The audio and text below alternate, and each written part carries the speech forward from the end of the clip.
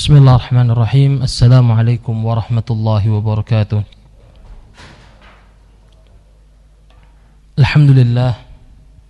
Alhamdulillahi rabbil alamin.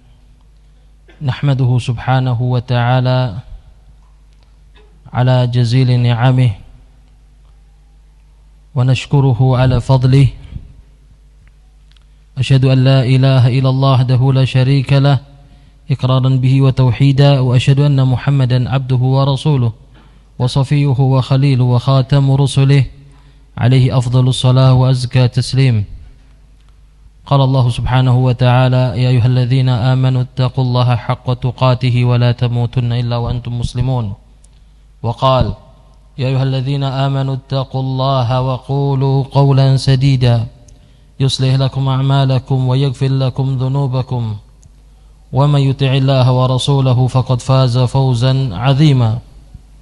أما بعد فإن أصدق الحديث كتاب الله وخير الهدي هدي نبينا محمد صلى الله عليه وسلم وشر الأمور محدثاتها فإن كل محدثات في الدين بدعة وكل بدعة ضلالة وكل ضلالة في النار. Alhamdulillah jamaah sekalian yang dimuliakan Allah Tabaraka wa Ta'ala, pada pagi hari yang penuh berkah ini Allah Tabaraka wa Ta'ala mengumpulkan kita di suatu majlis yang mana di majlis tersebut dibacakan firman Allah Subhanahu wa Ta'ala serta sabda Rasulullah sallallahu alaihi wasallam.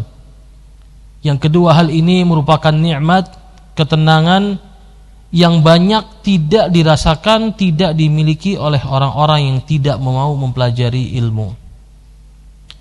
Makanya pernah dikatakan, "Lau ya'lamul muluk wa abna'ul muluk ma nahnu 'alaihi min ni'mah lajaladuna 'alaihi bisuyuf."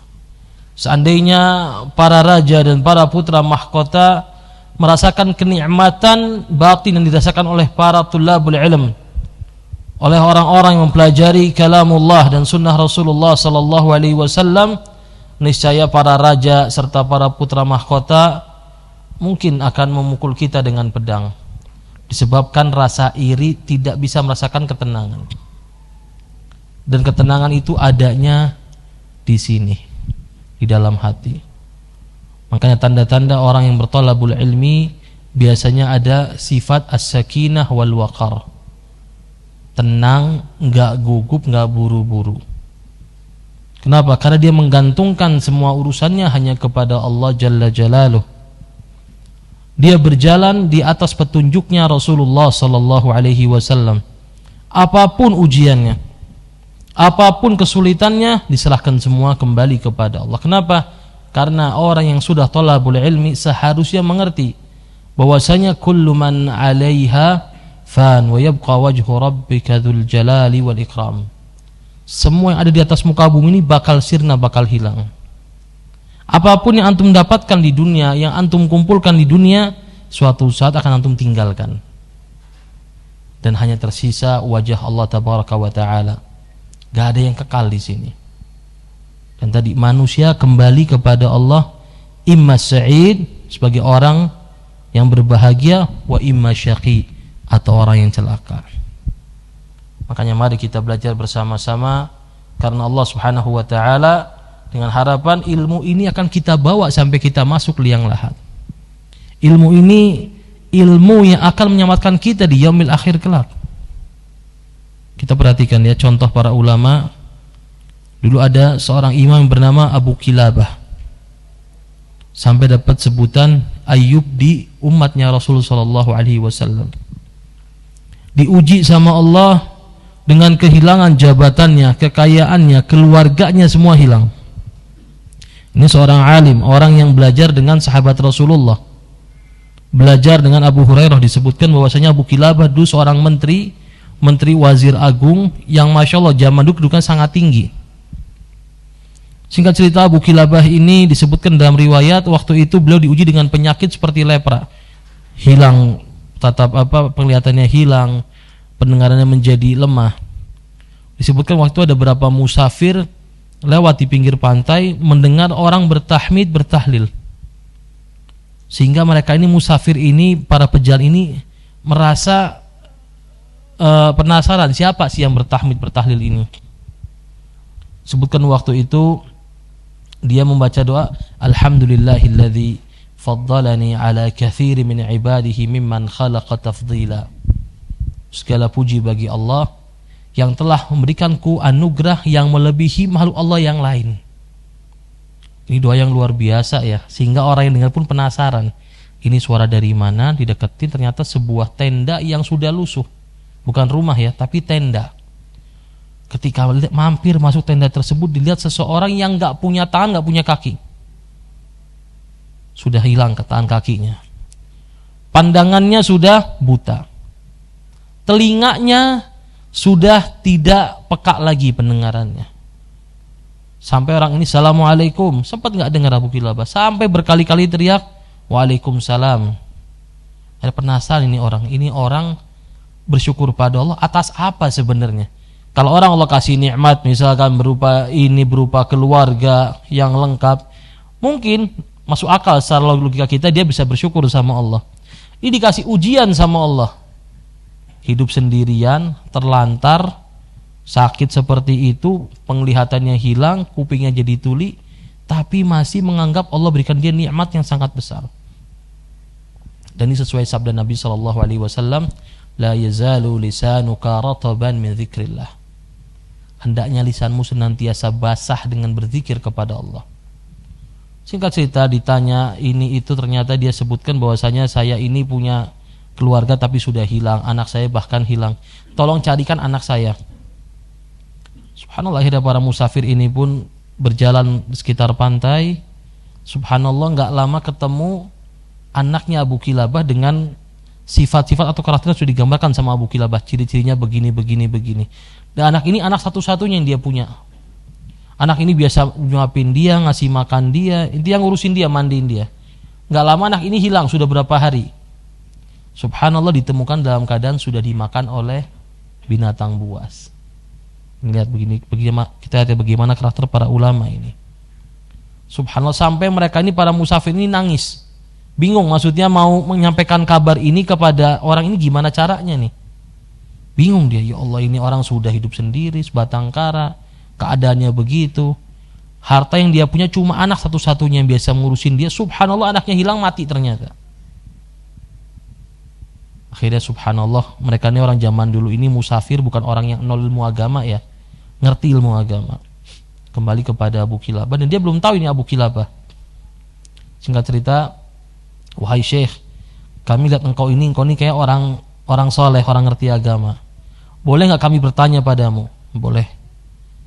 Sekiranya suatu kaum berhutang pada kaum lainnya, kemudian sudah datang waktu pengembalian hutang tersebut, pantas nggak kalau kaum yang berhutang itu nggak mau bayar, nggak mau mengembalikan pinjamannya? Apa jawabannya? Tentu harus mengembalikan. Dan Abu Kilabah sudah merasa perasaan nggak enak nih, apa kok nggak langsung nanya. Kemudian juga bertanya lagi, aina afdal anta am Ayyub? Mana yang lebih afdal, engkau atau Ayyub wahai Abu Kilabah? Apa wahai Syekh? Maka orang mengatakan Ayyub lebih afdal dari saya. Jazakallah khairan. Langsung saja tutup poin, kata Abu Kilabah. Ada apa sebenarnya? Inna lillahi wa inna ilaihi rajiun. Sesungguhnya anakmu telah meninggal dimakan binatang buas.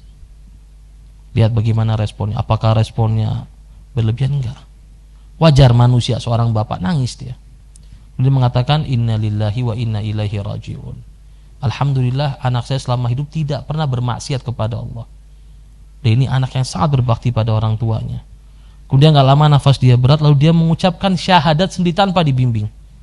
Asyhadu an la ilaha illallah wa asyhadu anna Muhammadar Rasulullah. Gak lama meninggal. Gak selang berapa lama datang rombongan pasukan berkuda, utusan dari khalifah. Khalifah ini jabatan tertinggi ya, lebih daripada presiden. Mencari orang dengan ciri-ciri seperti ternyata siapa? Orang tua tadi. Sampai musafir ini heran, ini siapa yang memang orang ini kok dicari orang-orang penting, orang negara? Ternyata siapa? Seorang alim terkenal pada zaman jayanya, yaitu Imam Abu Kilabah. Tapi lihat tadi, meninggal dalam keadaan tidak dikenal sama siapapun, meninggal dalam keadaan bukan di rumahnya, meninggal dalam keadaan terlantar. Tapi tadi mukmin senantiasa bersyukur pada Allah. Kenapa? Dikasih ujian seperti itu dia masih bisa ingat sama Allah, masih bisa bertasbih, berzikir. Kenapa? Karena nikmat yang paling besar yang saya, bapak-bapak, ibu-ibu pegang semua, adik-adik ini miliki, nikmat iman sebenarnya. Dan itu yang harus kita pegang sampai kita kembali meninggal, kita bawa ke alam kubur kita. Wala tamutunna illa wa antum muslimun. Jangan sampai kita meninggal sudah dalam keadaan Islam, berserah diri pada Allah. Apapun ujiannya. Toh kekayaan yang antum miliki sekarang, antum meninggal di kubur nggak antum bawa. Tapi iman yang antum miliki ini adalah hal yang akan menyelamatkan antum di alam akhir nanti. Makanya mari kita senantiasa jaga iman kita dan kita syukuri iman tersebut dengan cara bertalabul ilmi. Wa insyaallah kita masuk kepada bab adab al-muallim. Adabnya seseorang yang mengajarkan, adab seorang guru.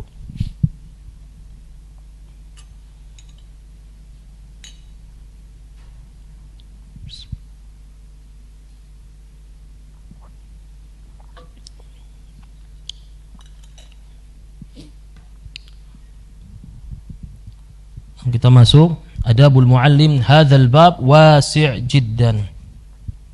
Adab tentang seperti apa seharusnya seorang pendidik, ini bab yang sangat luas. Wa qad jama'tu fihi nafais katsirah la yahtamil hadzal kitab ushraha fa adhkura fihi insyaallah nubadhan minhu. Dan Imam mengatakan, Imam Nawawi, saya telah mengumpulkan banyak sekali mutiara-mutiara, butiran-butiran tentang adab-adab seorang muallim. Tapi tadi tidak semua bisa dituliskan. Maka beliau akan menyebutkan beberapa saja. Saking banyaknya adab seorang guru. Kenapa banyak adabnya? Kenapa banyak kriteria seorang guru? Karena guru ini secara tidak langsung ketika dia berbicara, dia sedang menjadi penyambung, penengah, menjelaskan antara urusan Allah dengan hambanya. Maka orang yang tampil menjelaskan firman Allah, menjelaskan sabda Rasulullah SAW, tentu bukan orang yang bisa berjalan sembarangan, bicara sembarangan. Tentu sudah banyak aturannya. Nggak usah jauh-jauh kita bicara Al-Quran sama sunnah Rasulullah. Orang yang kerja di pemerintahan misalkan, jadi juru bicara, pasti banyak sekali aturannya kan. Nggak boleh ini, harus begini, harus begini, harus begini, harus begini. Itu ribetnya luar biasa. Padahal apa yang dibicarakan ucapan manusia. Apalagi yang kita bicarakan ini, yang dibahasnya adalah firman Allah dan sabda Rasulullah SAW. Tentu pasti sudah, tentu pasti ada adab-adabnya, ada aturannya. Famin adabihi adabuhu fi nafsi, dan diantara adab-adabnya adalah adab guru dalam atau terhadap dirinya sendiri. Alarm ya. Wadzalika fi umur minha ay yaqsid bi ta'limihi wajh Allah ta'ala wa la yaqsid tawassulan ila ghardi dunyawi. Di antaranya adalah tujuan seorang mengajarkan orang lain adalah mencari wajah Allah tabaraka wa ta'ala, serta tidak ditujukan untuk sebagai perantara mencari tujuan duniawi, ketahsil mal, untuk mencari harta, au jahin, atau mencari kedudukan, au syuhrah, atau ingin dikenal sama orang biar viral, au sum'ah, pengen orang dengar, punya posisi didengar sama orang, au tamayyuz anil aqran, atau berbeda daripada yang lain. Orang kalau ngajar agama jangan sampai punya tujuan-tujuan ini. Au takatsur bil mushtaghilina alaihi al mukhtalifina ilaihi au nahwi dzalik, atau memperbanyak orang-orang followersnya yang memperhatikan dia terus. Ini kata Nabi SAW bahwasanya ilmu tidak dipelajari litubahu bihil ulama, untuk berbangga-bangga depan para ulama, au tumaru bihis sufaha, atau mendebat orang bodoh, au liyasrif wujuhan nas ilaih, atau membuat orang-orang semua memperhatikan dia. Maka barang siapa niatnya seperti itu, fannaru aula bihi, neraka lebih pantas buat orang-orang seperti itu. Ini penting jamaah sekalian, ikhlas. Ikhlas ini hal yang sangat penting dalam setiap hal. Maka disebutkan amalan yang disebut hijrah di zaman Nabi SAW.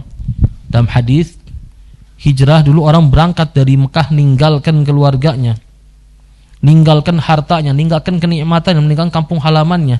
Itu kata Rasulullah, kalau bukan karena Allah dan Rasulnya, nggak dapat pahala.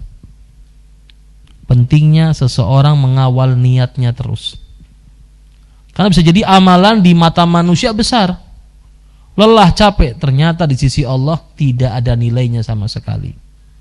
Rubba amalin saghir tu'azzimuhu niyah. Dan sebaliknya, amalan yang di mata orang itu kecil, bisa jadi di hadapan Allah bernilai besar. Kenapa? Karena niatnya. Makanya niat ini penting jamaah sekalian. Ikhlasun niyah lillah subhanahu wa ta'ala. Berusaha mengikhlaskan niat kita untuk Allah tabaraka wa ta'ala. Jangan sampai ada hal selain Allah tabaraka wa ta'ala. Karena ta'lim ini merupakan ibadah sebenarnya. Makanya dalam hadis qudsi Allah tabaraka wa ta'ala berfirman, ana agna syuraka an syirki man amila amalan asyraka ma'iya fihi ghairi taraktuhu wa syirkah. Allah tabaraka wa ta'ala berfirman dalam hadis qudsi, aku ini tidak butuh dengan persekutuan. Maka barang siapa beramal dengan sebuah amalan yang harusnya untukku, kata Allah, tapi ternyata diikutsertakan tujuan-tujuan lain selain Allah, maka aku akan tolak amalannya. Dan ini penting sekali seorang memiliki ikhlas. Dan ikhlas ini kata para ulama, faqdu ru'yatin nas li ru'yatillah. Menghilangkan pandangan orang, hanya mencari pandangan Allah. Bahkan diantara tanda ikhlas adalah seseorang tidak ridha mendapatkan pujian terhadap apa yang dia enggak kerjakan. Dulu pernah salah seorang tabi'in disebutkan dalam sebuah riwayat, ketika mereka sedang berkumpul biasa. Kemudian ada yang bertanya di antara mereka, man minkum ra'al kaukab al-barihah. Siapa di antara kalian yang melihat bintang jatuh malamnya? Jawabannya, saya melihat. Dan ini orang-orang soleh ya. Biasanya orang soleh itu kalau bangun malam pasti sholat malam. Tapi tadi dia enggak ridho dapat pujian itu, sehingga dia pun langsung menambahkan, walakinnani lam akun fi sholat. Tapi saya semalam bangun bukan karena sholat malam. Jadi dia enggak mau orang ini berprasangka baik sama dia. Bayangkan, jangankan ngomong, prasangka baik saja dia enggak mau terhadap apa yang dia enggak kerjakan. Dan ini adalah merupakan adab yang sangat-sangat tinggi dalam masalah ikhlas.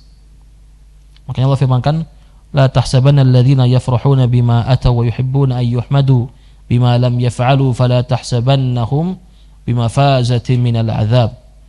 Jangan pernah orang-orang ini mengira itu siapa mereka, orang-orang yang senang mendapat pujian terhadap hal yang mereka enggak kerjakan. Orang seperti ini di yaumul akhir akan mendapatkan azab dari Allah. Karena baik di antara kita sengaja kita bangun malam, ada orang salah sangka, oh masya Allah ya, kita nggak nutup pintu tadi, kita nggak negur, nggak, saya semalam itu bangun karena ke toilet. Tapi kita biarkan orang ini berpikir baik sama kita. Ini kayaknya masya Allah nih sholat malam nih. Kita nggak ngomong iya, cuma senyum misalkan. Banyak yang begitu, banyak. Nyari validasi dari makhluk. Harusnya kita cari validasi dari Al-Khaliq, Allah tabaraka wa ta'ala. Makhluk ini jamaah sekalian, antum gak bisa bikin semua itu senang sama antum. Ini senang, ini gak senang. Itu senang, yang ini gak senang. Makanya gak usah terlalu difikirkan. Bagaimana kita beramal li ajlillah, untuk Allah tabaraka wa ta'ala. Karena hitung-hitungannya antum tuh sama Allah. Allah akan menghitung antum, Allah bakal masukkan antum ke dalam jannah atau nar Allah, bukan yang lain. Maka jadi orang tanamkan sejak kecil pada diri kita nih, anak-anak kita juga mengajarkan apa? Haibatullah, segan takut sama Allah. Jadi apa-apa yang dibawa Allah. Jangan pernah alasannya manusia. Kita masuk alam kubur nanti, temen yang antum deket ini tiap hari ketemu, gak akan ada sebelah antum, gak bakal ngurusin antum. Bahkan apa? Yauma yafirrul mar'u min akhihi wa ummihi wa abihi wa sahibatihi wa bani. Likulli imrin minhum yawma idzin sya'nu yughni. Yaumul akhir ini nanti jamaah sekalian, orang lari dari kerabatnya, lari dari istrinya, pasangannya, istri lari dari suaminya. Anak ninggalkan orang tuanya, orang tua ninggalkan anaknya. Masing-masing punya urusan sendiri-sendiri. Bayangkan. Ini Allah sebutkan orang-orang paling dekat sama kita aja nggak mau ngurusin kita di yaumil akhir. Makanya sangat tidak pantas seseorang beramal untuk mencari validasi pengakuan dari orang lain. Biar dikatakan liyuqal fulan alim, dibilang alim, dibilang oh alim ini paling ahli di antara semua ulama, jangan. Atau tujuannya dunia, waliyadzubillah.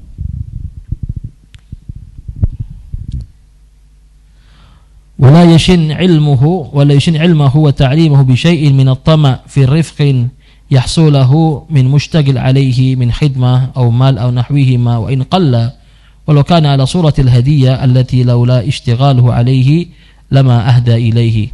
Serta jangan juga seorang alim ini mengkotori ilmunya, mengkotori pengajarannya dengan sesuatu yang sifatnya tomak walaupun secara halus. Ada harapan-harapan nanti saya kalau ngajar dapat ini, walaupun sifatnya hadiah. Jadi apa? Dia mengharapkan hadiah karena ngajar, ini sudah salah. Waliyadzubillah. Wa dalilu hadza kulluhu ma sabaqa fi babi dhamman arada bi'ilmihi ghayra Allah ta'ala min al-ayati wal ahadits. Dan ini sudah dibahas di bab sebelumnya, yaitu celaan terhadap orang yang mengajarkan tapi meniatkan untuk selain Allah. وقد صح عن الشافعي رحمه الله تعالى أنه قال وددت أن الخلق تعلموا هذا العلم على ألا ينسب إلي حرف منه. Imam Syafi'i rahimahullah ta'ala, tanda-tanda ikhlasnya beliau pernah mengatakan, dan subhanallah diabadikan sampai sekarang. Imam Syafi'i sudah meninggal berapa ratus tahun lalu? 1200 tahunan, tapi masih diabadikan sampai sekarang ucapannya. Ini tanda ikhlas. Beliau mengatakan, waditu, saya berharap bahwasanya semua orang mempelajari ilmu ini tanpa satu pun dinisbatkan kepada saya. Artinya apa? Beliau mengajarkan manusia tanpa harus mendapatkan pengakuan dari orang. Bahkan beliau berharap demikian. Saya nggak perlu diaku sama orang, yang penting orang semua belajar. Subhanallah, Allah yang abadikan Imam Syafi'i. Berapa banyak orang ngajar setelah meninggal saya 2 hari orang lupa. Betul? Karya tulisnya banyak, nulis banyak, tapi sudah meninggal sudah. Tapi ada orang yang mungkin nulis cuma 1, ngajar cuma sedikit, tapi ketika meninggal dikenal sama makhluk. Allah yang bikin dia terkenal. Jadi Allah jaga semasa hidupnya nggak dikenal. Ketika sudah meninggal Allah bikin dia dikenal supaya banyak orang mendoakan rahmat bagi orang tadi. Di antara siapa? Penulis Manzumah Baiquniyah.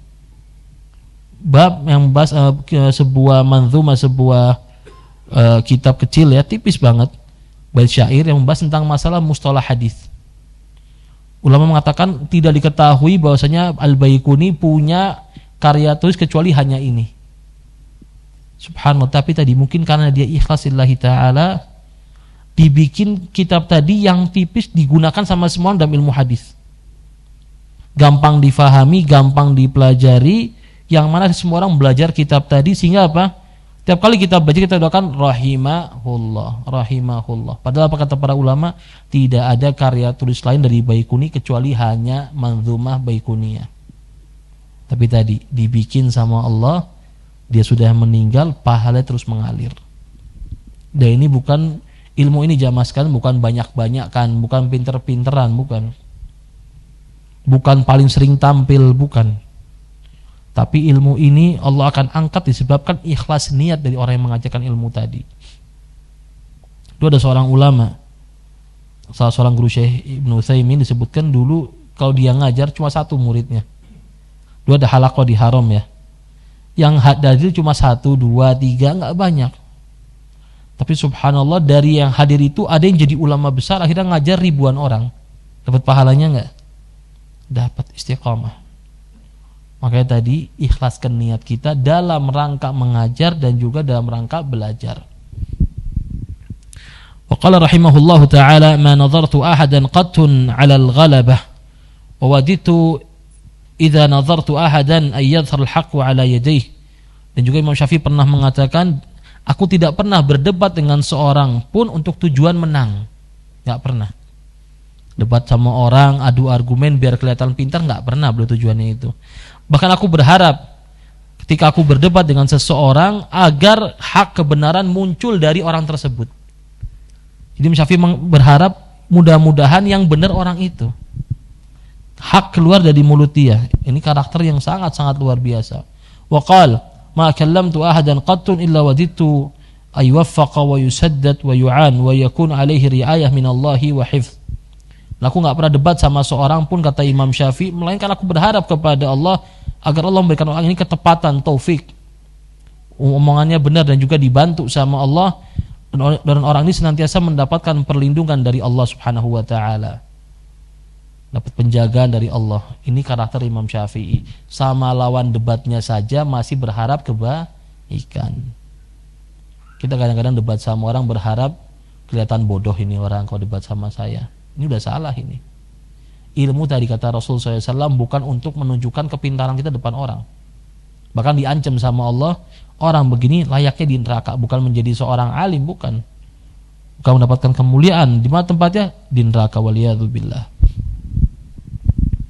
Wa an Abi Yusuf Al-Qadhi Ya'qub, dan dari Abi Yusuf dulunya ini murid dari Imam Abu Hanifah, anak kecil yang biasa di pasar bawain kresek, bawain barang orang, disuruh-suruh, tidak dikenal sama orang, tapi diangkat sama Allah karena thalabul ilmi.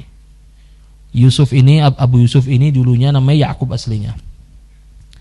Disebutkan sama para ulama, ini berapa kali hadir majlis Al-Imam Abu Hanifah. Ketika banyak orang dewasa, dia anak kecil, tapi Masya Allah terlihat najabah, terlihat kecerdasan dari anak ini. Sampai suatu hari orang ini gak masuk. Tapi lihat tadi, ini seorang guru yang benar-benar karena Allah. Guru karena Allah ini mencari murid yang kira-kira akan menghasilkan jadi seorang alim di masa depan. Dia pasti perhatian. Di antara yang hadir ini yang paling menonjol keilmuannya ini nih. Diperhatikan, dikasih porsinya, dan juga dia juga saat bersamaan dia tidak melalaikan orang yang gak paham. Itu karakter seorang alim. Jadi semua masing-masing diberikan treatmentnya sendiri-sendiri. Singkat cerita, Abu Yusuf ini gak hadir suatu pelajaran Abu Hanifah. Dan itu bukan sekolah, majelis seperti ini aja. Ditanya kepada yang hadir, mana anak kecil yang kemarin di sini? Oh, di pasar lagi jadi kuli panggul. Disuruh-suruh sama orang, dikasih upah, bawain barang, bawain ini. Maka Abu Hanifah pun beres ke pengajian, pergi ke pasar. Ketemu sama anak kecil ini. Dipanggil, kenapa nggak hadir, kata Abu Hanifah. Iya, saya nggak hadir karena dilarang sama bapak saya. Bapaknya melarang anaknya buat belajar. Bapaknya ngomong dengan sebuah ungkapan, la tadba Aba Hanifah fa innahu khabbaz. Abu Hanifah ini jangan kamu ikutin, itu orang kaya, banyak duitnya. Kalau dia belajar sudah banyak duit, ente kalau belajar kita makan apa hari ini? Kalau gitu bapaknya mana? Parah nih bapaknya. Pak, anak ini kalau sehari kerja dapat uang berapa? Sekian dan sekian. Gimana kalau saya bayar tapi suruh belajar sama saya? Dibayar sama Abu Hanifah, diganti. Anak ini bisa dapat uang sekian jadi kuli, saya bayar dan saya lebihkan tapi dia belajar sama saya. Subhanallah, belajar sama Abu Hanifah. Seiring berjalan waktu sampailah jadi namanya Al-Qadhi Abu Yusuf, seorang hakim agung di zaman Bani Abbasiyah. Sampai disebut waktu itu Qadhiyul Qudhat, hakim agung tertinggi, langsung di bawah khalifah. Bahkan dia sampai bikin kitab masalah keuangan waktu itu, yang mana hukum ini semuanya harus ketok palu dari Al-Imam Abu Yusuf. Kalau Abu Yusuf bilang enggak, maka enggak bakal berjalan. Siapa dulunya? Kuli panggul di pasar.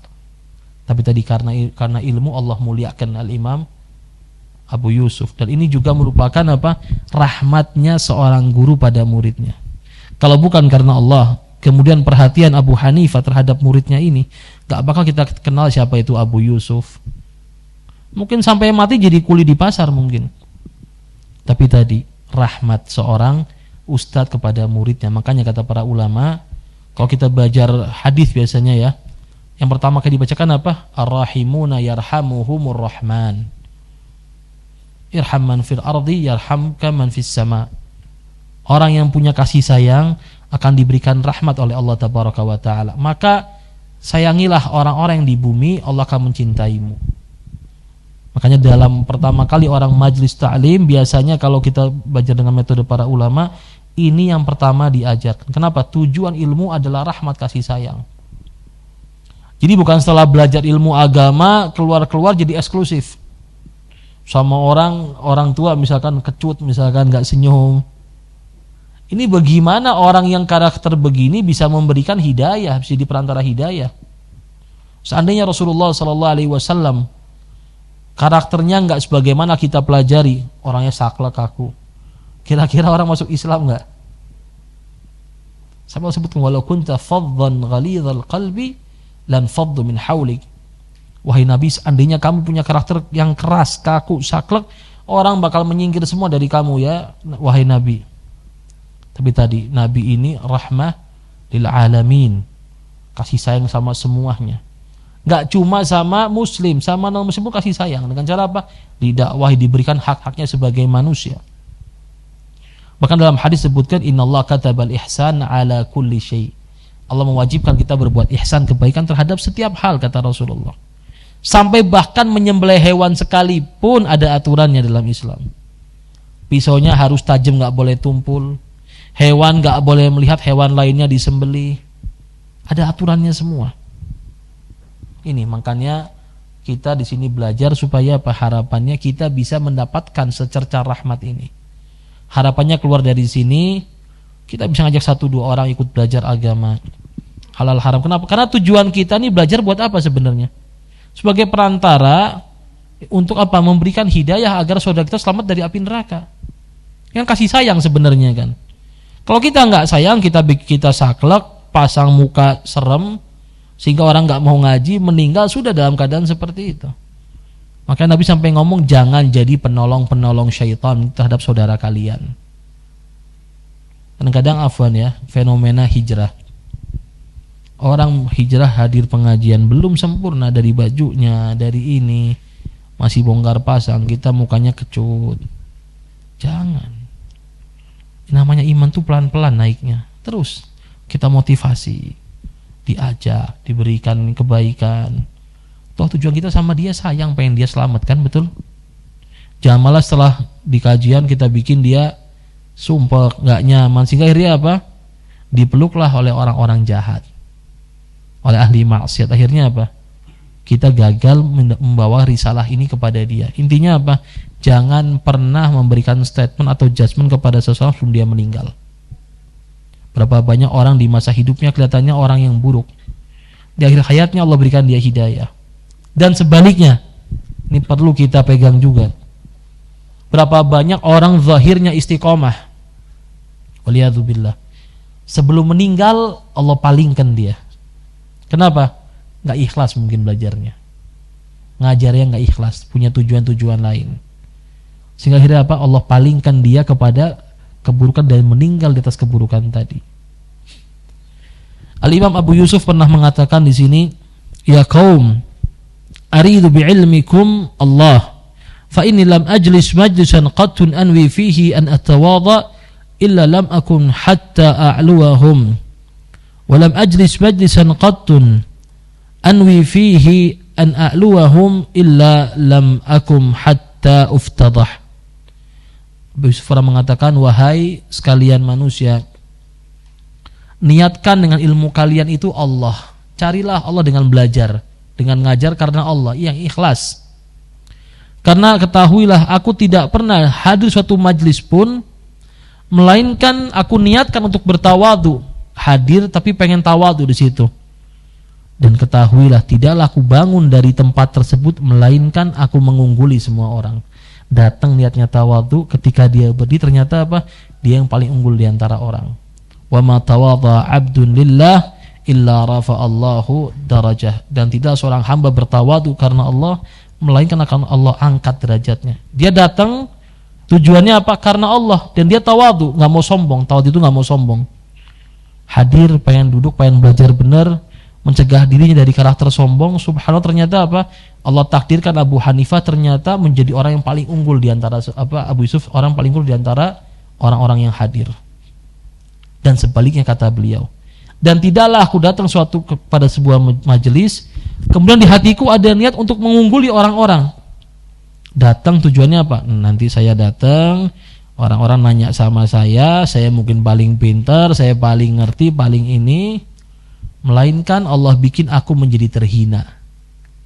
Jadi tadi datang pengen unggul, ternyata dihinakan sama Allah. Datang dalam rangka tawadhu, ternyata Allah muliakan. Ini penting ya. Wa minha, dan diantara adab seorang guru ayatakhallaq bil mahasin allati warada syar'u biha wa hatha 'alaiha wal khilal al hamida wa syayyim al mardiyah allati arsyada ilaiha. Dan juga hendaknya seorang alim muallim ini, seorang guru ini hendaknya berkarakter dengan karakter yang mulia yang sesuai dengan syariah. Kenapa sesuai dengan syariah? Karena enggak setiap karakter itu yang dianggap mulia sama orang sesuai dengan syariah. Contohnya apa? Karakter enak nggak enakan misalkan ya. Saya pernah contoh kemarin lewat misalkan lagi acara ngelarung kepala sapi di laut. Aduh nggak enak ini. Saya juga lah ngelarung bangkai tikus misalkan. Ini kan kelihatannya kan baik ya, betul nggak? Apa ikut meramaikan atau kemarin tahun baruan tetangganya dangdutan misalkan semua. Aduh saya kalau nggak hadir kayaknya kayak eksklusif nih. Udahlah bismillah, yang penting niatnya baik. Ya, 1 lagu 2 lagu nyumbang. Waliyadzubillah, bukan begitu. Ini bukan karakter baik sesuai syariah Islam ya. Ada aturannya. Baik adalah baik di sisi Allah, bukan baik di sisi manusia. Karena tadi baik di sisi manusia itu sifatnya itu relatif. Antum ikut nyanyi misalkan tahun baruan ya, ikut merayakan. Saya nggak meyakini Ustadz, cuma tadi sudah pada pasang trompet, Pak RT-nya lewat, Pak, saya nggak enak nih disapa nih, akhirnya saya ikut keluar lah. Kembang api 1 nyalain, 2 nyalain, sekedar ini ya Ustadz, sekedar meramaikan saja, toleransi. Mungkin Pak RT-nya senang sama dia, tapi orang belajar agama senang nggak lihat itu? Enggak. Jadi kebaikan itu relatif. Makanya baik adalah baik di sisi Allah Tabaraka wa Ta'ala. Minat tazahud minad dunya fid dunya wa taqallul minha, harus memiliki rasa zuhud di dunia seorang alim. Wa taqallul minha, tidak berambisi mencari dunia. Wa adamul mubalah bifawatiha, serta jangan sampai menunjukkan kehilangan terhadap dunia. Was-sakha wal jud, serta karakter-karakter dermawan. Wa makarimil akhlaq, akhlak mulia. Wa talaqatal wajhi, wajahnya tersenyum kalau ketemu orang. Min ghairi khuruj ila haddil khala'ah, tanpa juga berlebih-lebihan sampai pada derajat merendahkan diri seperti ketawa-ketawa, ngakak-ngakak. Tetap harus senyum seorang alim, tapi bukan berarti tertawa terbahak-bahak, ngakak-ngakak. Itu bukan karakter seorang alim. Ada adab-adabnya. Ketawa sekali-kali boleh. Nabi SAW ketawa sampai kelihatan gigi gerahamnya, tapi bukan ketawa yang sampai misalnya mukul-mukul meja, ngakak-ngakak misalkan, atau nendang-nendang meja. Coba bayangkan seorang ustaz ketawa sampai ngakak-ngakak begitu. Kira-kira jamaahnya senang atau ilfil? Ini ustaz apa komedian ya? Begitu kan ya. Nah, jadi tetap ada adabnya. Dan ketahui jamaah sekalian, enggak setiap hal yang halal untuk orang pada umumnya boleh untuk seorang alim. Tadi kapan seseorang sudah komitmen untuk jadi seorang alim mengajar, maka tentu ada adab-adab yang perlu dia jaga. Sebagai apa? Muru'ah. Karena dalam ilmu hadis ada namanya as-siqah, al-adl. Siapa itu orang yang adil? Orang yang senantiasa menjaga agama dan juga muru'ahnya, menjaga haibahnya. Misalkan pakai baju ya baju seorang alim, bukan misalkan keluar pakai baju cana 3/4 segini ya, cana jeans terus pakai stocking. Memang cananya nggak ngepres, terus pakai kaos, pakai topinya dimiringin sini misalkan. Hukumnya apa pakai topi dimiringin? Nggak ada. Hukum asalnya mubah. Tapi yang pakai seorang alim, coba antum bayangkan seorang syekh pakai topi ininya di sini, pakai celana segini, habis itu teriak-teriak begini misalkan. Antum besok hadir lagi nggak kajiannya kira-kira? Nggak kebayang ya. Nah ini tadi, ada hal yang mubah buat orang tapi nggak mubah bagi seorang muallim, seorang pendidik. wal hilmu wa sabru wa tanazzuh an danil iktisab wa mulazamatil wara' wal khusyu' was sakinah wal waqar wat tawadu wal khudu'. Tadi menjaga karakter sopan santun, sabar, ya, serta senantiasa wara', khusyuk, tenang. Wajtinabud dhahik wal iktharu minal mazih, senantiasa menjauhkan diri dari banyaknya tertawa serta banyaknya bercanda. Wa mulazamatil adab syar'iyyah dhahirah wal khafiyyah ka tanzif bi izalatil awsakh wa tanzifil ibti wa izalatir rawahil karihah wa ijtinabir rawahil makruhah wa tasrih al-lihyah. Serta senantiasa seorang alim ini menjaga adab-adab syar'i baik yang secara zahir ataupun secara batin, yang tersembunyi, yang enggak kelihatan. Seperti menghilangkan kotoran-kotoran pada dirinya, ya, membersihkan ketiaknya, menghilangkan bau dari tubuhnya, menghilangkan hal-hal yang kira-kira dicium sama orang itu nggak enak, serta merapihkan janggutnya, disisir. Bukan misalkan makan soto, janggutnya isinya soto semua misalkan. Itu tadi orang kalau mau hadir itu apalagi ngajar ya, harus rapi. Makanya Imam Malik rahimahullahu taala ini kalau mau hadir ngajar kitab itu pakai baju yang paling rapi, yang paling bagus. Disiapkan baju yang bagus-bagus buat ngajar. Ditanya kenapa? Ta'adduban ma'an Nabi sallallahu alaihi wasallam. Sebagai adab pada Rasulullah. Kenapa? Saya lagi ngajar qala Allah qala Rasulullah. Saya bukan lagi ngebahas omongan A, omongan B, omongan C, tapi omongannya Rasulullah sallallahu alaihi wasallam. Afwan, ada tisu?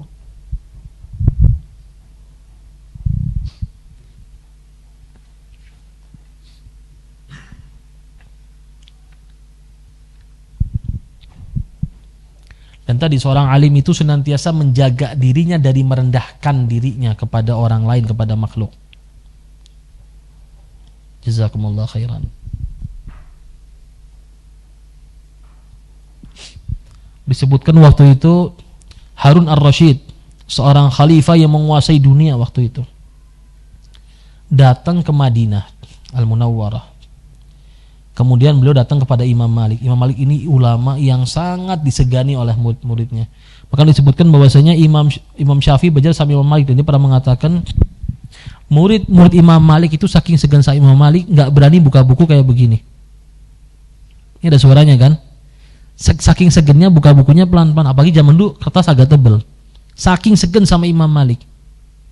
Orangnya bukan tipe karakter yang gampang senyum, gampang ini.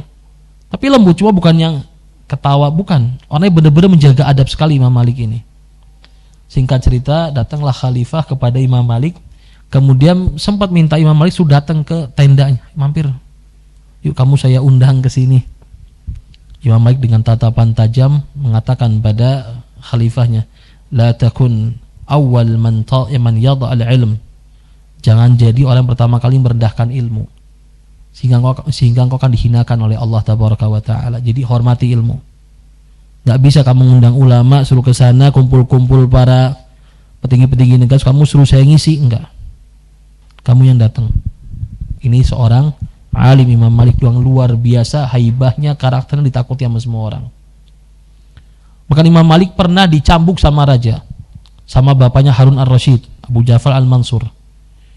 Bahkan dilarang untuk mengajarkan hadis lagi waktu itu, karena itu Imam Malik sempat ada perbedaan pandangan dalam masalah politik waktu itu. Subhanallah, rahimahullah rahmatan wasi'ah. Niatnya khalifahnya apa? Ingin merendahkan orang ini. Orang kan yang jalannya selalu tegak, gak banyak basa-basi sama orang, ngomong apa adanya. Dia pengen, wah ini orang karakternya gagah, pengen saya hinakan, saya pukul depan orang banyak, pasti kan jatuh harganya. Ternyata apa? Subhanallah, orang makin segan dengan sabarnya Imam Malik. Tetap walaupun dicambuk, dipukul, tetap dia mengatakan yang hak, tapi dia juga tidak memprovokasi orang untuk menentang pemimpin yang sah. Makin Allah angkat derajatnya Imam Malik. Bahkan pernah juga dalam sebuah cerita disebutkan waktu Imam Malik mengatakan pada Harun ar-Rasyid, al-ilmu yu'ta wa la ya'ti. Ilmu itu didatengin, bukan datang.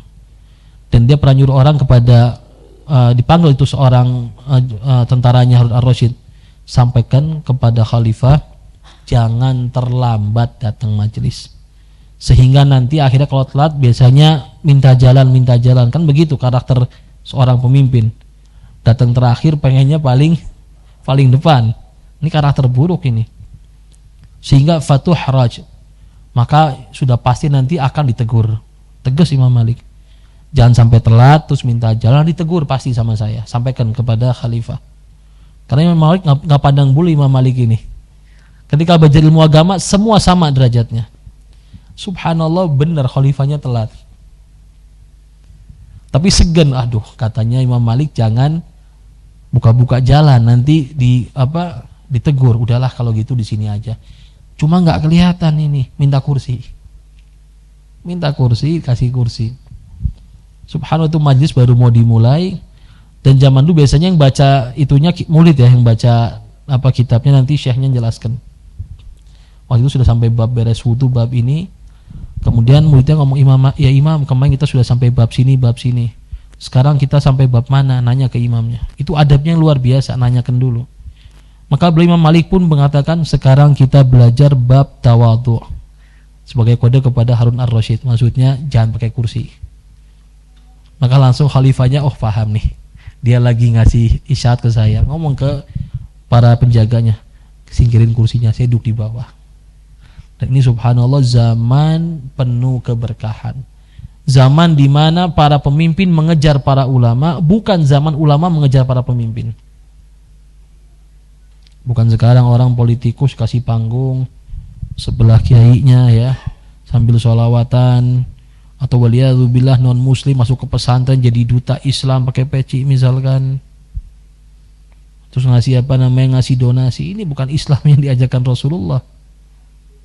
Islam yang benar adalah tadi, harus punya karakter dimanapun, kapanpun, sama siapapun. Tidak pandang bulu. Seorang alim ketika mandang muridnya bukan mandang dari, oh ini orang potensi duitnya banyak, ini bukan. Tapi dia pandang, tadi sebagaimana Abu Hanifah terhadap Abu Yusuf. Ini orang punya potensi nih, bisa neruskan. Makanya beliau perhatian sama Abu Yusuf tadi. Sebisa mungkin jangan sampai orang ini berhenti belajar nih. Kenapa? Tentu dia memiliki harapan dengan orang ini. Kenapa? Kalau dia meninggal Abu Hanifah diteruskan sama Abu Yusuf, dapat pahalanya dia. Ini kan amal jariah, investasi yang tidak akan putus sama sekali. Maka dari seorang alim ketika mandang muridnya yang pintar dengan pandangan investasi karena bisa melanjutkan, mandang muridnya yang kurang pintar dengan pandangan dakwah kasih sayang. Sebagaimana Imam Syafi'i dulu pernah ngajar Rabi bin Sulaiman al-Muradi. Ini kisah Imam Syafi'i dengan muridnya. Diajarkan berkali-kali, Rabi ini nggak faham, angkat tangan terus. Sampai satu Rabi bin Sulaiman ngerasa, aduh, kayaknya nggak enak, malu sama orang-orang sekitar. Imam Syafi'i ngeliat itu. Ketika sudah malam hari, subhanallah, ini karakter ustadz ya, datang ke rumah muridnya, diketok pintunya, assalamualaikum. Nanya muridnya, siapa? Muhammad bin Idris. Kok Muhammad bin Idris? Dia mikir, Muhammad bin Idris siapa ya? Karena yang dia paham nama itu cuma nama ustadznya doang, Imam Syafi'i namanya Muhammad bin Idris. Tapi dia mikir, masa Imam Syafi'i datang ke rumah saya nih jam segini, kayaknya nggak mungkin lah. Berkali-kali sampai akhirnya, oh ternyata benar ustadznya. Sampai sebentar duduk, kemudian langsung Imam Syafi'i kembali menjelaskan pelajaran yang tidak difahami oleh Rabi bin Sulaiman. Sampai faham, subhanallah. Sudah faham, Imam Syafi'i mengatakan, wallahi ya Rabi, demi Allah wahai Rabi, lau indi ta'amal ilmi la ta'amtuhu iyyak. Wallah, kalau saya punya makanan yang namanya ilmu, kamu pasti akan saya suapi supaya kamu faham ilmu itu. Jadi tadi seorang muallim karakternya begitu. Murid yang pintar kasih posisi, ada posisi dalam dirinya. Murid yang kurang pintar tapi mau belajar semangat, dia juga kasih posisi. Kenapa? Harapannya sekarang nggak paham, diajari sampai paham nanti. Dan para muallim ini, apalagi zaman dulu ya, ini adalah aulia Allah, kekasih-kekasih Allah. Dia punya firasat, subhanallah, nggak meleset. Imam Syafi'i punya murid namanya Al-Buwaiti, punya murid Rabi bin Sulaiman, punya murid ini, punya murid Muzani, punya murid ini. Imam Syafi'i ngomong, Rabi, kamu bakal jadi penulis di masa depan, bakal jadi penulis tentang madhabku. Buwaiti, kamu bakal jadi orang akan mengajarkan ilmu fikih pada orang banyak. Pada waktu itu Buwaiti ini orangnya pendiam, bukan orang yang pintar ngomong. Tapi apa kata Imam Syafi'i? Kamu akan jadi orang nanti akan mengajar. Kan ngajar butuh ngomong. Waktu itu seakan-akan, kayaknya mustahil karakternya ini pendiam, ini karakternya kalau pelajaran gak faham. Ternyata apa? Subhanallah, betul. Rabi jadi penulis kitab Risalah Usul Fikih punya Imam Syafi'i. Al-Buwaiti menjadi seorang yang mengajarkan fikih Imam Syafi'i ke seluruh dunia. Bayangkan jadi dia bisa diambil fikih Imam Syafi'i. Artinya apa? Punya firasat. Dan orang seperti ini adalah orang yang benar-benar menjaga makanannya, menjaga makanan dari hal-hal yang syubhat, dari hal yang haram, bahkan yang halal sekalipun dia ngati-ngati. Kenapa? Ditakutkan doanya nggak mustajab, nggak diijabah sama Allah.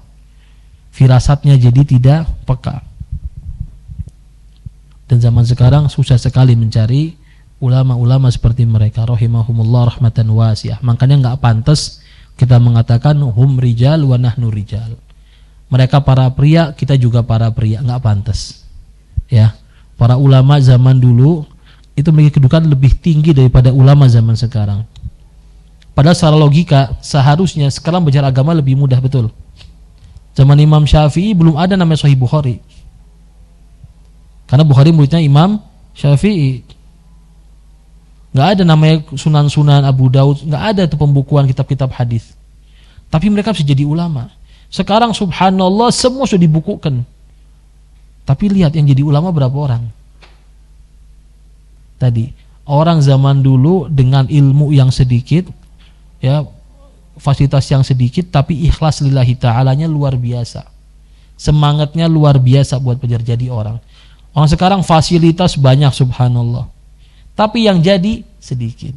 Sekarang mau belajar agama tahun 2025 sekarang ya, itu subhanallah mau hadir majelis apa usul fikih atau apa, nggak harus hadir di masjid, bisa buka YouTube sudah ada di videokan per bab rapi, siapkan pulpen nulis bisa. Tapi lihat yang jadi ulama dengan cara begitu ada nggak? Hampir tidak ada. Misalkan yang zaman dulu nulis satu hadis nyarinya luar biasa, tapi subhanallah jadi orang yang alim. Kita sekarang hadis ribuan, kalau mau cari hadis ribuan gampang, tapi nggak jadi. Inilah mungkin berkah dari keikhlasan. Wa minha al-hadzar min al-hasad wa riya wal i'jab wa ihtiqarin nas wa in kanu dunahu bid-darajat wa hadhihi adwa wa amrad yubtala biha katsir min ashabil anfus al-khasisat. Dan juga diantaranya adalah berhati-hati dari sifat hasad, dengki, riya, ujub dengan diri sendiri serta merendahkan orang. Walaupun orang itu emang levelnya di bawah dia secara keilmuan. Kadang-kadang orang ini punya ilmu, punya itu, mikir, oh ini orang-orang bodoh, ini orang gak ngerti apa-apa, pertanyaannya ini mulu. Ini gak boleh. Harus jadi juga sadar, dulunya pun dia juga sama begitu. Ilmu ini titipan dari Allah, amanat. Dan ini penyakit-penyakit yang biasanya menghinggapi banyak dari orang-orang yang belajar tapi jiwanya kotor. Makanya disebutkan sama para ulama, yang pertama kali orang pelajari sebelum ilmu adalah apa? Al-huda, adab. Harapannya apa? Orang punya adab, punya ilmu bagus. Berapa banyak orang punya ilmu gak punya adab? Akhirnya apa? Karakternya buruk, merendahkan orang. Hasilnya apa? Cuma jadi ajang pinter-pinteran doang, jadi ajang perdebatan. Waliyadzu billah. Wa tariquhu fi nafyi al-hasad ay ya'lam anna hikmatallahi ta'ala iqtadat ja'ala hadhal fadl fi hadzal insan fala ya'tarad wa la yaqra ma iqtadathu al-hikmah wa lam yadhum ikhtiyar Allah ihtirazan min al-ma'asi. Jadi bagaimana cara menghilangkan hasad tadi? Kita mengetahui bahwasanya sudah hikmah Allah diberikan sama orang ini, masing-masing sudah Allah kasih bagiannya. Jadi kita enggak perlu kita hasad sama orang, kok dia punya ini, saya nggak punya ini, dia bisa ini, saya nggak bisa ini, nggak usah. Semua sudah Allah bagi, bukan cuma dunia, termasuk ilmu. Ada hasad yang baik dalam ilmu, itu kita pengen seperti dia, punya ilmu untuk bisa ngajar. Tapi kadang ada hasad yang buruk dalam ilmu juga, yaitu apa? Ngiri, orang ini bisa ini, padahal dulunya di sekolah di bawah saya nilainya, nggak bisa. Kok sekarang kok malah bisa ngajar orang, ngajar ini, ngajar itu. Karakter begini akan memunculkan karakter apa? Biasanya akan mentahdir, ngejelek-jelekan, cari-cari kesalahannya. Dan ini tidak ada keberkahan. Wa tariquhu fi riya, serta cara menghilangkan riya adalah finna fi riya ya'lama anna al-khalqa la yanfa'unahu wa la yadhurrunahu haqiqatan fala yatashaghal bi mura'atihim fayud'ib nafsahu wa yadurra dinahu wa yuhbit 'amalahu ويرتكب ما يجلب سخط الله تعالى wa yufawwitu ridah. Nah, ketahuilah bahwasanya seseorang harusnya mengetahui bahwasanya makhluk ini tidak bisa memberikan manfaat pada dia serta tidak bisa memberikan madarat pada dia. Secara hakikat enggak bisa. Maka hendaknya kita jangan menyibukkan diri dengan mencari pandangan manusia. Kenapa sih orang riya? Orang riya biasanya butuh apa? Butuh pengakuan, butuh validasi. Pengen dianggap ini, pengen mencari keuntungan dari orang, menunjukkan amal solehnya. Ketahuilah bahwasanya makhluk tidak bisa memberikan manfaat, juga tidak bisa memberikan madarat. Sehingga kita nggak perlu sibuk mencari ridhonya mereka. Maka orang yang cari ridho makhluk fayud'ib nafsah, akan membuat dirinya lelah dan akan merusak agamanya, bahkan menghilangkan amalan-amalannya, waliyadzubillah. Bahkan akan mendatangkan kemurkaan Allah Subhanahu wa taala serta menghilangkan ridha Allah kepada dirinya. Ini hati-hati. Riya ini bahaya banget. Disebutkan dulu ada seorang di zaman Nabi SAW, ini kalau perang selalu nomor satu, paling hebat, memporak-porandakan barisan kaum musyrikin. Sampai setiap kali perang, sahabat ngomong memberikan dia julukan kasabal ma'rakah, orang yang memenangkan peperangan. Ini sebenarnya dia nih, bintangnya, tokohnya dia nih. Sampai suatu ketika Nabi SAW bersabda, huwa finnar, dia di neraka orang ini. Kaget semua sahabat Nabi. Loh, ini orang kalau jihad, kalau perang paling luar biasa, nomor satu, paling berani, semua musuh dihadapin, kok bisa di neraka ini orang ya? Bingung. Tapi tadi Nabi SAW tidak ngomong berdasarkan hawa nafsu, pasti wahyu dari Allah. Singkat cerita, terjadi perang lagi, orang ini mengalami luka-luka yang banyak, sampai akhirnya dia nggak kuat. Akhirnya apa? Pedangnya ditancapkan ke tanah, gagangnya tajamnya ke dada dia, dan dia akhirnya bunuh diri. Nggak sabar. Nggak lama orang yang tadi mendengar sabda Rasulullah SAW dia di neraka, datang ke Nabi, kemudian dia mengatakan asyhadu annaka Rasulullah, aku bersaksi engkau adalah utusan Allah. Sadaqta, engkau benar ya Rasulullah. Dan Nabi, walima, tentang apa nih kata Rasulullah? Orang yang kau katakan masuk neraka, benar matinya su'ul khatimah, bunuh diri. Kata para ulama, orang ini bisa jadi jihad fisabilillah biar dibilang pemberani. Bayangkan, niatnya apa? Mencari nama, kedudukan. Kadang-kadang manusia gitu. Siapa yang paling berani diantara kita? Pengen dapat, wah saya nih dapat julukan pemberani. Akhirnya apa? Jihadnya bukan karena Allah. Begitu luka parah, nggak sabar, nggak kuat, udahlah instan bunuh diri. Waliyadzubillah. Wa tariqahu fi nafil i'jab ay ya'lam anna al-ilma fadlun min Allah ta'ala wa huwa ma'ahu 'ariyah fa inna lillahi ma akhad wa lahu ma a'ta wa kullu syai'in indahu bi ajalin musamma.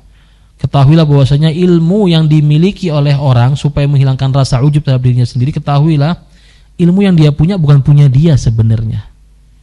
Itu semua pinjaman dari Allah, titipan dari Allah. Sehingga nggak pantas seseorang merasa bangga, ujub terhadap suatu hal yang bukan punya dia. Pantas ini bukan punya kita, kita banggakan misalkan. Nggak pantas, itu punya Allah. Maka sesungguhnya walillahi ma akhad, milik Allah lah segala yang Allah ambil, dan juga milik Allah segala hal yang Allah berikan, dan semua sudah ada waktunya masing-masing. Fayan bagi alla ya'jab bi syai'in lam yakhtari'ahu wa laysa malikan lahu wa ala yakin min dawamihi. Maka enggak pantas seseorang merasa takjub terhadap suatu hal yang dia sebenarnya enggak punya itu. Dia bukan pemiliknya, bukan dia membuat hal tadi, dan juga dia tidak tahu kapan ilmu itu tetap sama dia. Kadang apa? Jadi ilmu ini bisa hilang. Banyak faktor ilmu hilang. Bisa karena berhenti ngajar, bisa karena maksiat, bisa karena faktor usia, bisa karena masalah penyakit, ilmu bisa hilang. Berapa banyak muhaddits ketika masa mudanya semua dihafal, ketika masa tuanya bingung.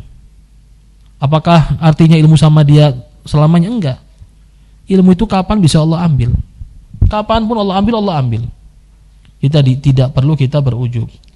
Wa tariqahu fi nafil ihtiqar at-ta'addub bima addabana Allah taala biqaulihi fala tuzakku anfusakum huwa a'lamu biman ittaqa.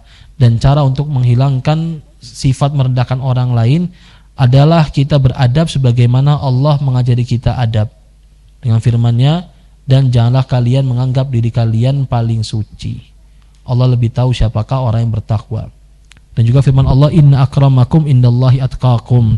Orang paling bertakwa di antara kalian adalah orang paling mulia adalah orang paling bertakwa di antara kalian. Farubbama kana hadzal ladzi yarahu dunahu atqa lillahi ta'ala. Karena bisa jadi orang yang dia anggap lebih rendah dari dia ternyata di sisi Allah lebih mulia karena lebih bertakwa. Wa adharu qalban, lebih suci hatinya. Wa akhlasu niyyah, lebih ikhlas niatnya. Wa azka amalan, amalnya lebih bersih daripada orang yang menganggap dirinya lebih mulia. Jadi tadi ilmu ini ini perhatikan jamaah, ilmu itu suatu hal mulia, Masya Allah. Tapi ilmu tanpa dibarengi dengan amal qalbi, amal hati, dan juga amal jawarih, amal perbuatan, maka akan menjadi maldharat bagi pemiliknya. Mungkin terlihat ya, orang yang dianggap alim, Masya Allah, di akhir-akhir hayatnya ternyata bikin hal aneh-aneh, banyak. Ini sudah lulus S3 dari Saudi Arabia misalkan, pulang-pulang ngajari yang aneh-aneh, betul? Sedangkan orang yang cuma lulusan jangan pesantren, jamaah pengajian, dulunya orang yang berada di kegelapan, hijrah, subhanallah, gak lama jadi orang saleh terus meninggal. Baik yang begitu? Banyak. Kenapa? Tadi kembali kepada niatnya, hatinya. Yang tadi mungkin belajar cuma cari ijazah, cari pengakuan, cari masa, cari pendukung. Yang ini belajar untuk apa? Mensucikan dirinya. Makanya Allah tabaraka wa ta'ala pernah menegur nabinya dalam surat Abasa wa tawalla an ja'ahul a'ma wa ma yudrika la'allahu yazakka. Nabi pernah itu lagi fokus mendakwakan Islam kepada para pemimpin kaum Quraisy dengan harapan apa? Kalau pemimpinnya masuk Islam, pengikutnya masuk Islam. Lagi fokus, tiba-tiba ada orang buta, Abdullah bin Ummi Maktum, yang bukan siapa-siapa di kalangan orang Mekah, pengen masuk Islam. Nabi bukan berarti menolak, cuma Nabi sekarang nanti dulu, paham? Kayak misalnya lagi urgent, nanti dulu. Langsung ditegur sama Allah. Wa ma yudrika la'allahu yazakka. Karena siapa yang tahu bahwasanya orang ini pengen mensucikan diri dengan masuk Islam. Bayangkan, subhanallah. Jadi namanya dakwah itu prioritas milik semua orang, nggak ada si kaya, nggak ada si miskin. Hanya dua tadi, yang serius sama yang tidak serius. Begitu pula belajar yang cerdas sama yang kurang cerdas. Tapi masing-masing diberikan treatment sendiri-sendiri. Nah, kita nggak boleh mandang orang, oh ini orang awam, nggak ngerti agama, taunya sholat, puasa ini, wah ini kalau sama yang alim-alim bisa jadi nggak ada apa-apanya di sisi Allah. Belum tentu. Ilmu itu malah kadang-kadang membawa madarat bagi pemiliknya kalau nggak diamalkan. Wa minha istimaluhu ahadits tasbih wa tahlil wa nahwi min al-adhkar wa da'awat wa sa'iril adab syar'iyyah. Dan juga memperbanyak bertasbih, bertahlil, berzikir. Seorang alim itu hendaknya pakai waktunya buat, kalau nggak nulis, ibadah, bertasbih, berzikir. Bukan dipakai buat hal yang sia-sia. Karena mustahil seorang alim itu ilmunya tetap ada kalau dia nggak murojaah, nggak mengulang pelajarannya. Dan di antara hal yang menguatkan pelajaran adalah kita doa minta tolong sama Allah. Kita diantar seorang alim harus pasti ada hubungannya sama kegiatan dia mengajar. Kalau kegiatan dia ternyata sama sekali nggak ada ngajarnya, nggak ada ini, tinggal tunggu waktunya, ilmunya hilang. Makanya banyak orang lulus dari luar, hafidz Quran, bawa sanad, berapa tahun kerja tapi nggak ada lagi kegiatan dakwah sama sekali. Berapa tahun jadi orang awam lagi. Bahkan Syekh Muhammad bin Shalih Al-Utsaimin rahimahullah taala pernah mengatakan, dulu dia hafal Quran dari masih kecil SD. Singkat cerita, waktu itu bapaknya ngajak pindah dagang, akhirnya dia dagang ikut ayahnya. Dan pas ketika dagang benar-benar kegiatan dia tidak ada kegiatan bersifat dakwah, tidak ada kegiatan bersifat belajar. Apa hasilnya kata Syekh? Maka waktu itu saya pun kembali merasa seperti orang awam. Seakan-akan ketika dengar ilmu, ini kayak baru dengar lagi nih, padahal sudah pernah belajar ilmu itu. Makanya penting mudawamah an-nazar fil kitab, terus murojaah, terus tasbih, terus berzikir. Wa minha dawamu muraqabatihi lillahi ta'ala fi alaniyatihi wa sirrihi muhafizan ala qiraatil Qur'an wan nawafilis salawat was shaum wa ghairihima mu'awwilan ala Allah ta'ala fi kulli amri mu'tamidan alayhi mufawwidun fi kulli al-ahwali amrahu ilayhi. Naam. Dan juga senantiasa seorang ini bermuraqabah kepada Allah, senantiasa merasa diawasi. Ya, udah baik dalam keadaan alaniyah ketika ramai maupun sendiri. Enggak ada yang lihat, tetap jadi hamba Allah. Kalau kita mau melihat siapa diri kita, lihatlah ketika tidak ada orang. Bagaimana karakter kita. Tetap menjaga hak Allah, baca Al-Quran, baca itu perbanyak sholat sunnah, puasa dan lain sebagainya. Minta tolong sama Allah biar diberikan istiqamah, tawakal. Antum dalam muraqabah merasa diawasi sama Allah, antum tawakal sama Allah. Tawakal itu hakikatnya seperti orang buta nggak tahu jalan minta dibimbing. Ya Allah, saya nggak tahu jalan, saya nggak ngerti apa-apa nih, saya serahkan semua kepadamu ya Allah, tolong bimbing saya. Jadi jangan pernah menisbatkan semua pada diri sendiri, jangan pernah bergantung pada diri sendiri, gantungkan semua sama Allah. Banyak kita ini gagal, kenapa? Bergantungnya sama diri sendiri. Akhirnya apa? Istiqomahnya hilang. Kok saya sih insya Allah sudah hafal Quran, sudah hafal hadis, ini insya Allah nggak bakal terpengaruh-pengaruh buruk. Jangan salah, semua orang bisa terkena godaan tersebut. Apalagi orang-orang karakter tadi ujub sama diri sendiri. Ini barang pinjaman, bukan punya dia. Dan barang pinjaman ini nggak bakal Allah titipkan sama orang yang hatinya kotor. Kita punya barang yang mulia, bagus, mungkinlah kita simpan di comberan. Kita punya emas berlian, simpan di comberan aja lah. Begitu pula ilmu ini cahaya Allah. Nggak mungkin ilmu ini disimpan pada hati-hati yang kotor. Allah bakal cabut ilmu tadi. Diganti dengan apa? Diganti dengan syubhat. Jadi orang yang katanya alim tapi aneh-aneh, itu bukan ilmu, itu syubhat hakikatnya. S3, S4 misalkan ya, S5 ngajar agamanya ngawur-ngawur, tapi dia S3 loh Ustadz ini. Ilmunya bukan ilmu, itu syubhat. Zahirnya ilmu bagi orang awam, bagi orang belajar agama kelihatan itu kotoran. Ya, jadi kelihatannya sama-sama kuning, yang satu emas, yang satu kotoran. Wa minha wa huwa min ahammiha alla yudhilla al-ilma wa la yadhhab bihi ila makan yantasib ila man yata'allamuhu minhu wa in kana al-muta'allim kabir al-qadri bal yasunu al-ilma an dhalik kama sanahu as-salaf wa huwa fi hadha katsira mashhura ma'al khulafa wa ghairihim. Serta di antara sangat yang penting sekali, jangan merendahkan ilmu, serta jangan kita pergi untuk mengajarkan ilmu kepada orang yang pengen belajar, misalkan pengen privat ya, pengen jangan. Walaupun orang belajar ini kabirul qadar, orang-orang penting, hendaknya menjaga ilmu dari hal tadi sebagaimana salafus salih menjaga ilmunya. Maka tadi ketika Imam Malik dipanggil sama Harun ar-Rasyid, ini ada perkumpulan para menteri-menteri nih, ayo hadir. Apa kata Imam Malik? Jangan jadi orang yang pertama kali merendahkan ilmu, sehingga Allah akan rendahkan dirimu. Jadi jaga ilmu tadi. Fa'indat ilahi darura ihtadat maslahah rajihah ala mafsada ibtidhalihi rajawna annahu la ba'sa bihi madamatil hala hadhihi wa ala hadha yuhmal maja'an ba'di salafi hadha.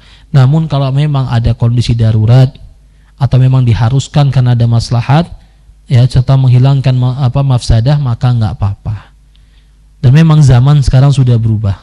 Kalau zaman salaf dulu orang sudah ilmu sudah tersebar, adab-adab ini bisa dilaksanakan. Tapi kalau zaman sekarang ustadznya di rumah ada yang hadir, ada yang belajar, nggak ada yang belajar, sehingga tadi berubah. Tapi tadi niatnya tetap harus karena Allah Subhanahu wa ta'ala. Wa minha annahu idza fa'ala fi'lan sahihan jaizan fi nafsil amr lakin zahiru annahu haram aw makruh aw mukhil bil muru'ah wa dhalik fa yanbaghi lahu an yukhbir ashabahu wa man yarahu yaf'alu dhalik bihaqiqah dhalika al-fi'l liyantafi'u wa li'alla ya'thamu bidhannihim al-batil wa li'alla yanfiru anhu wa yamtani'u al-intifa' bi'ilmihi wa min hadha al-hadith as-sahih innaha safiyah.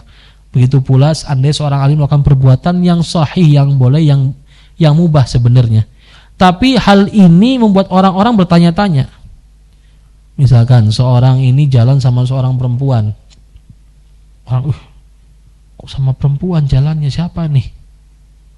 Nah, bisa jadi perempuannya adalah saudara persusuannya atau saudara kandungnya, mungkin misalkan si alim ini saudaranya anggap non muslim misalkan, atau belum pakai baju-baju yang syar'i, jalan bareng gandengan lagi. Nah, ini jangan suudzon dulu. Dan dia harus menghilangkan keraguan orang, sebagaimana Nabi pernah berjalan malam hari dengan seorang wanita. Sahabat nggak nanya, tapi Nabi tahu ini bakal mikir yang enggak. Nabi kasih tahu innaha Sofiyah, ini istriku Sofiyah, kata Rasulullah. Jadi tadi yang menghilangkan keraguan juga sebaliknya. Kita tidak memberikan celah orang berpikir suudzon sama kita, dan juga husnudzon pada hal yang kita tidak kerjakan. Jadi tengah-tengah. Mu'tadil tawasud, seorang alim seperti itu. Allahu a'lamu bissawab. Mungkin ada pertanyaan sampai sini. Baik, jamaah sekalian yang dimuliakan Allah tabaraka wa taala, kembali saya ingatkan, segala sesuatu kuncinya adalah ikhlas, sidqun niyah ma'allah. Lempang tujuannya bersama Allah, benar untuk Allah semua urusan kita. Maka barang siapa memperbaiki urusannya, hatinya sama Allah, Allah akan perbaiki hidupnya. Kalau antum mau dikasih hidayah sama Allah, dijadikan orang-orang yang akan memegang sunnah Nabi SAW, perbaiki hati tersebut. Dan di hati ini kadang sekarang bagus, besok jelek. Jadi senantiasa perbaiki terus, diusahakan. Dilihat apa yang kira-kira mengkotori hati, apa yang bikin kita jauh dari jalan Allah, kita singkirkan. Itu saja dari ana, barakallahu fikum. Kita cukup dengan doa kafaratul majlis. Subhanakallahumma bihamdika asyhadu an la ilaha illa anta. Assalamualaikum warahmatullahi wabarakatuh.